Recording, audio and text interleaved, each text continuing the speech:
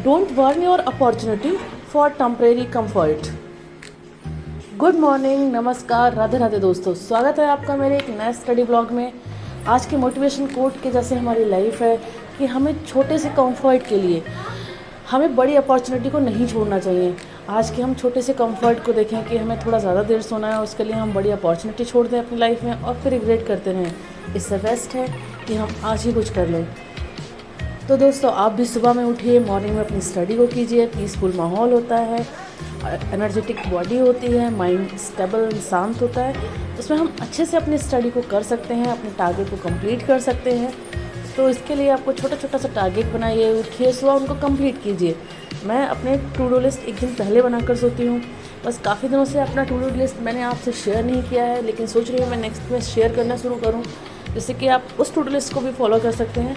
वो to do list है, आप भी पढ़ना स्टार्ट कीजिए और उसके साथ अपनी स्टडी को स्टार्ट कीजिए। मैं अपनी टू डू लिस्ट बनाकर सोती हूँ, जिसमें मुझे पता होता है सुबह मुझे क्या पढ़ना है। अगर मुझे कभी उठने में लेट हुआ या कोई रीज़न हुआ, मुझे रात को नींद नहीं आई तो मैं भी लेट उठी, तो मुझे पता होता है कि मेरा इतना देर छूटा है, ये चीज़ मैं दिन में किस समय कंप्लीट करूँगी।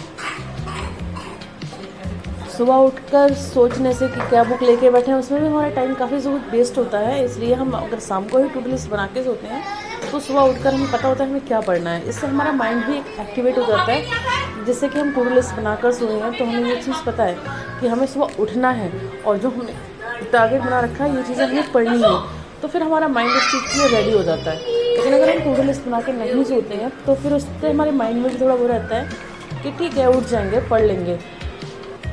बहुत बार मैंने आपको अपनी टू डू लिस्ट सेंड की है। मैं बनाकर सोती हूँ, एक दिन पहले से बना के रखती हूँ, नाइट में बना लेती हूँ।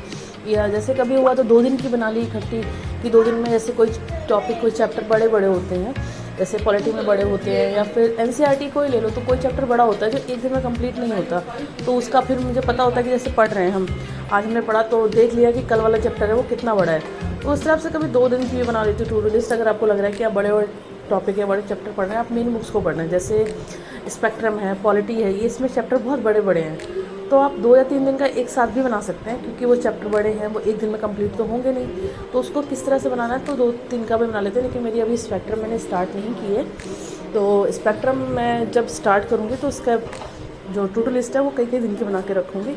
और मैं सोच भी रही हूँ कि स्पेक्ट्रम जल्दी स्टार्ट करूँ।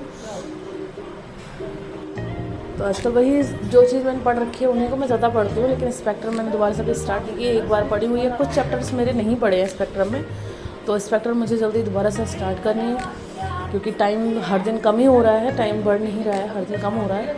तो हमें जितनी बुक्स जितनी बार पढ़ना उतना अच्छा है। तो इकोनॉमिक्स चल रही थी, इकोनॉमिक्स पढ़ रही थी मैं, और इकोनॉमिक्स पढ़ी मैंने आज उठ के, और वही एनसीईआरटीज़ पढ़ रही थी। इससे ज़्यादा मैंने अभी ज़्यादा कुछ नहीं पढ़ा है, उनको दोबारा रिवाइज़ कर रही थी बार बार। नया मैंने कुछ उठाया नहीं, क्योंकि इन दिनों में थोड़े से हेल्थ इशूज़ हुए, थोड़ा सा मौसम चेंज होने से काफ़ी सारे इशूज़ हो रहे थे, तो मैंने सोचा रिवीजन ज़्यादा अच्छा है, क्योंकि रिवीजन तो वैसे भी करना है। वैसे भी ज़्यादा बुक्स या ये चीज़ें इधर उधर पढ़ने से अच्छा है जितना रिवीजन हो जाए, वो चीज़ें फिर लगती है कि हाँ थोड़ा सा हमने पढ़ा है।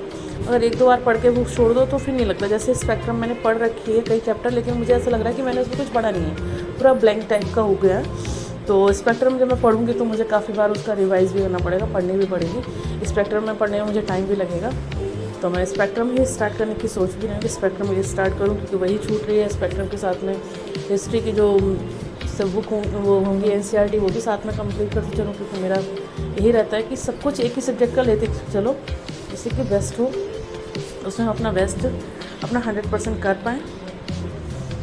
कोशिश करूँगी कल से, चाहे मेरा ब्लॉग छोटा हो, 2-3 मिनट का ही रहे, लेकिन उसमें मैं आपको अपना टू डू लिस्ट भी बता पाऊँ और अपनी कितने टाइम क्या क्या स्टडी करी, टाइम टेबल भी बता पाऊँ, जिससे कि आप थोड़ा उससे आइडिया ले सकें कि आपको कितना टाइम में कितनी स्टडी करनी है और किस तरह से वो टू डू लिस्ट बनानी है। और अगर आपको कोई दिक्कत आ रही है तो कर सकें, नहीं तो। और फिर मैं ये भी सोच रही हूँ कि शायद लाइव भी फिर से स्टार्ट करूँ। लाइव में थोड़ी दिक्कत होती है, जैसे कभी बच्चे उठ गए, कभी कुछ हुआ तो फिर दिक्कत हो जाती है। ये कंपेयर टू सर्दी अच्छा रहता है कि बच्चे उठते नहीं हैं। सर्दी में सुबह की नींद बच्चों को बहुत प्यारी होती है और वो नहीं उठते हैं। तो सर्दियों में लाइव तो मेरी डेली चलती थी, लेकिन आजकल मैं लाइव कर नहीं पाती हूँ, उसके बहुत सारे इशूज़ हैं, इसलिए नहीं कर पाती हूँ। लेकिन सोच रही हूँ कि बच्चों की छुट्टियाँ पड़ने वाली हैं, उसके बाद मॉर्निंग की लाइव दोबारा से कंटिन्यू की जाए और अपना ब्लॉग भी डेली किया जाए, जिससे कि चाहे शॉर्ट हो लेकिन ज़्यादा चीज़ें मैं लोगों तक दिखा पाऊँ कि अपना टाइम और अपना